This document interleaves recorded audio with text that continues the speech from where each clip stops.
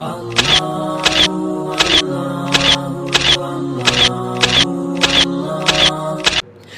رب العالمین نے پاک کلام کے اندر ارشاد فرمایا،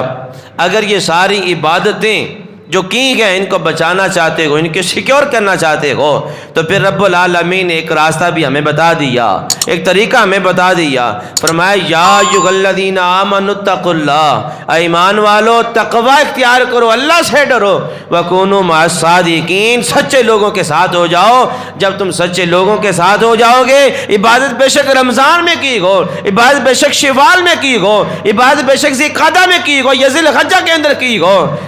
جس مہینے میں جس وقت عبادت کی ہو، لیکن ساتھ تمہارا اللہ کے ولیوں کے ساتھ گئے، تو اللہ کے ولیوں کے ساتھ کا صدقہ، اللہ کے ولیوں کی نسبت کا صدقہ، میرا مالک تمہاری ساری باتوں کو، تمہارے تقوی کو، تمہارے ایمان کو اللہ رب العالمین محفوظ فرما لے گا۔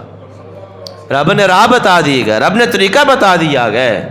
یا ایھا الذین آمنوا اتقوا اللہ وکونوا مع الصادقین، ایمان والو اللہ سے ڈرو بھی صحیح اور سچے لوگوں کے ساتھ ہو جاؤ۔ سچے لوگوں کے ساتھ ہونے کی وجہ سے تمہارا ایمان بھی سلامت رہے گا، تمہارا تقوی بھی سلامت رہے گا، جو عبادتیں تم نے کی ہیں وہ عبادتیں بھی سلامت رہیں گی، اور اللہ رب العالمین ان عبادتوں کو اپنی بارگاہ میں قبول بھی فرما لے گا۔